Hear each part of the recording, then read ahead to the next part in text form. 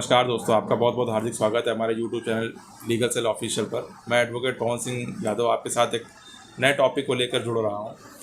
दोस्तों, आपने देखा होगा अक्सर किसी मामले में जब ज़मानत कोर्ट से होती है तो उसमें लिखा जाता है कि 1 लाख रुपए की 2 श्योरिटी आप लगाइए तब आपकी ज़मानत होगी।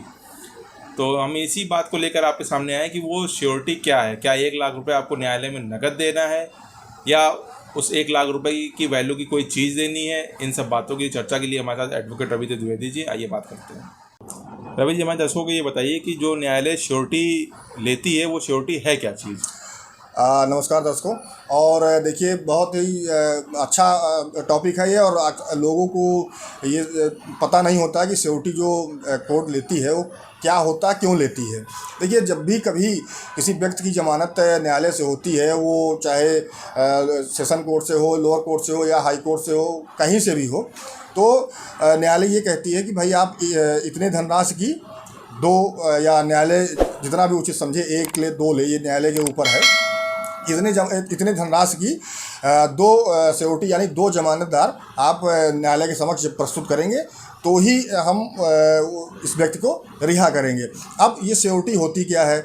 मान लीजिए कि जैसे किसी व्यक्ति के खिलाफ कोई मुकदमा चल रहा है न्यायालय में, उसकी बेल हो गई, तो बेल होने के बाद न्यायालय को श्योरिटी लेनी इसलिए पड़ती है कि यदि वो व्यक्ति जिसकी ज़मानत हुई है वो व्यक्ति कहीं भाग गया या फरार हो गया या न्यायालय की जो प्रक्रिया है उसमें शामिल नहीं हो रहा है, ट्रायल में वो सहयोग नहीं कर रहा है, ऐसी स्थिति में जिन्होंने उसकी ज़मानत ली है, यानी कि जो श्योरिटी दाखिल हुई है न्यायालय के समक्ष, फिर उनको नोटिस इशू करती है कोर्ट कि भाई आपने इनकी ज़मानत ली है, आप इनको जानते हैं, आप जिस बेस पर इनकी जो ज़मानत आपने ली है, तो अब जिम्मेदारी आपकी है कि आप न्यायालय को आके बताएं कि भाई ये आदमी न्यायालय की प्रक्रिया में क्यों नहीं शामिल हो रहा है, ट्रायल में सहयोग क्यों नहीं कर रहा है।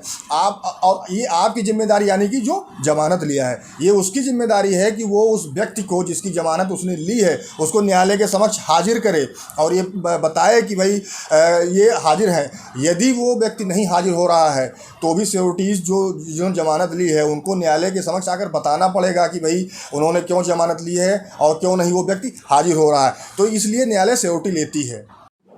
तो रवि जी, जब न्यायालय किसी एक अमाउंट पे जब श्योरिटी फिक्स कर देती है तो क्या वो अमाउंट उनको नकद देना है या उस अमाउंट की कोई, उस वैल्यू की कोई प्रॉपर्टी यहाँ पे उनको मॉर्गेज यहाँ पे देनी है न्यायालय में। देखिए, न्यायालय जब भी कोई श्योरिटी फिक्स कर देता है, मान लीजिए कि किसी जमानत में कोई जमानत होती है, उसमें न्यायालय ये कह देता है कि भाई 1-1 लाख रुपए की 2 जमानतदार यानी 2 श्योरिटीज आप न्यायालय के समक्ष दीजिए तो ही हम छोड़ेंगे। तो इसका मतलब ये होता है कि न्यायालय उस 1-1 लाख रुपए की कोई संपत्ति आपकी होगी वो आपको वहाँ अटैच करानी पड़ेगी न्यायालय में। यानी कि जो संपत्ति आप जो भी, जैसे मान लीजिए कि आपने 2 FD 1-1 लाख रुपए की लगा दी, तो वो FD जब न्यायालय के समक्ष जाएगी तो उस पर बाकायदा न्यायालय लिखेगी कि फला फला क्राइम नंबर में इन्होंने फला व्यक्ति की जमानत ली है। तो एक तरह से वो जो FD है आपकी, वो न्यायालय के समक्ष बंधक हो जाएगी। यानी कि उस FD को आप कैश नहीं करा सकते हैं तब तक जब तक कि न्यायालय उसको रिलीज ना कर दें। अब ये इसलिए होता है, मान लीजिए कि न्यायालय कह दे कि भाई 1-1 लाख रुपए कैश जमा कर दीजिए। ऐसी स्थिति में बेल के बाद यदि वो अभियुक्त फरार हो गया, वो भाग गया, वो न्यायालय में उपस्थित नहीं हुआ, तो न्यायालय फिर कैसे पता लगाएगा कि वो व्यक्ति कहाँ है। इसलिए उस व्यक्ति जिसकी जो जेल से रिहा हो रहा है उसकी जिम्मेदारी वो श्योरिटी ले रही है, यानी कि जो जमानत ले रहा है वो जिम्मेदारी ले रहा है उस व्यक्ति की कि भाई न्यायालय में जब भी कोई ज़रूरत पड़ेगी तो हम इस व्यक्ति को हाजिर करेंगे। ऐसी स्थिति में सिर्फ प्रॉपर्टी ही ली जाती है। प्रॉपर्टी कुछ भी हो सकती है, चाहे वो आप उतने की जितने की जमानत हुई है उतने की आप FD लगा दीजिए। कोई गाड़ी हो 2 पहिया या 4 पहिया, यदि उस वैल्यू की है तो उसकी RC वहाँ मॉर्गेज कराइए, वहाँ कोर्ट में उपस्थित कराइए।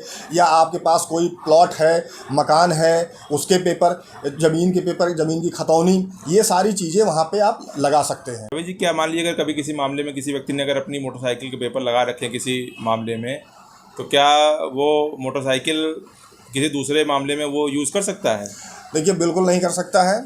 और वो मोटरसाइकिल ही क्या, मोटरसाइकिल वो कोई भी गाड़ी हो, अगर आप उसकी RC किसी जमानत में लगा रहे हैं तो आप उस RC के बिहाफ पर, उस RC के जरिए आप कोई दूसरे व्यक्ति की जमानत किसी दूसरे मुकदमे में नहीं ले सकते हैं।